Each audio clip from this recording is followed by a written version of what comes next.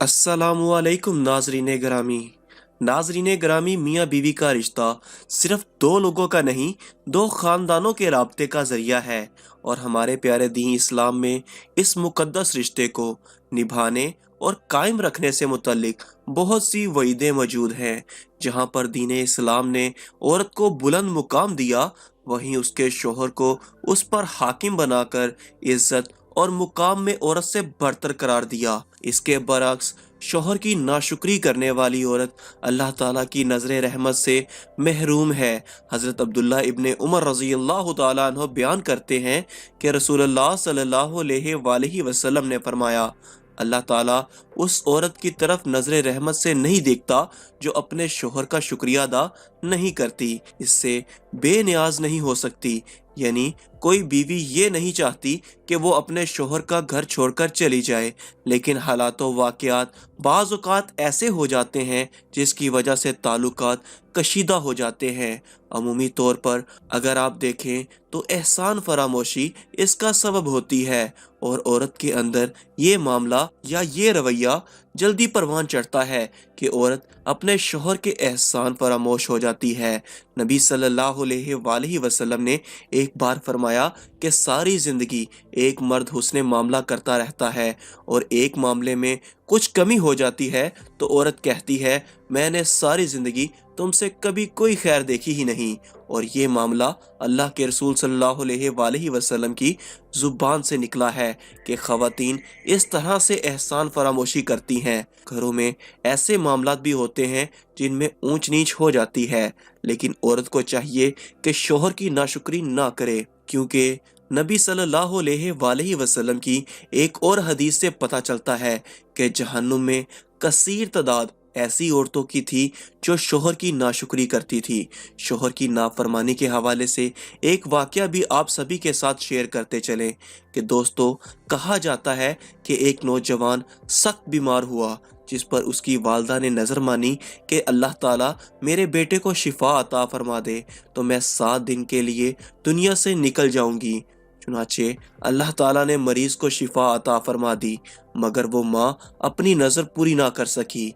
इसके बाद इस औरत ने ख्वाब देखा कि कोई बुजुर्ग फरमा रहे हैं कि खुदा की बंदी तू अपनी नज़र पूरी कर ताकि खुदा के एजाब से महफूज रह सके। सुबह हुई तो उस औरत ने अपने लड़के को बुलाकर तमाम वाकया बयान किया और उससे कहा कि कब्रिस्तान में मेरे लिए कब्र खोदकर मुझे इसमें दफन कर दे।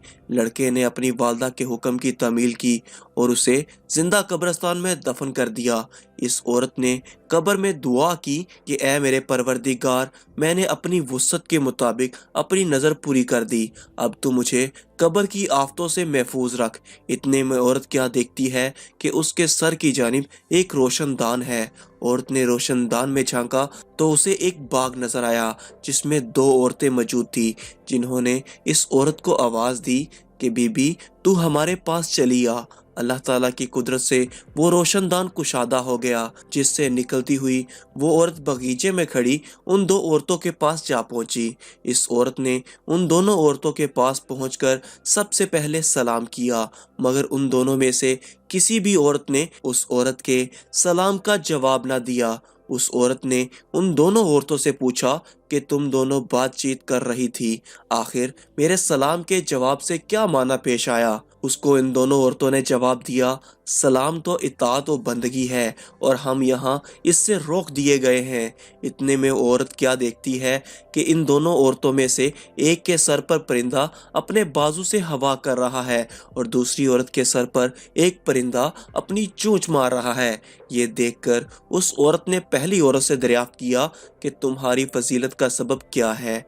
पहली औरत ने जवाब दिया कि मैं दुनिया में अपने शौहर की फर्मा बरदार बीवी थी और मेरे दुनिया से रुखसत होते वक्त मेरा शौहर मुझसे खुश था। बस इसी अताअत गुजारी के सिले में अल्लाह ताला ने मुझे अपनी इस नेमत से नवाजा। फिर उस औरत ने दूसरी औरत से मालूम किया कि आखिर तुम्हारी इस सज़ा का सबब क्या है, तो दूसरी औरत ने बताया कि मैं थी तो नेक बख्त, मगर मैं शोहर की फर्मा बरदार बीवी ना थी। मेरे दुनिया से रुखसत होते वक्त मेरा शोहर मुझसे ना खुश था, लिहाजा میری نیک بختی کے صلے میں اللہ تعالیٰ نے مجھے یہ باغ عطا فرمایا، لہٰذا شوہر کی ناراضگی اور نافرمانی کے باعث میں اس عذاب میں مبتلا ہوں کہ ایک پرندہ آتا ہے اور روز میرے سر پر چونچ مارتا ہے۔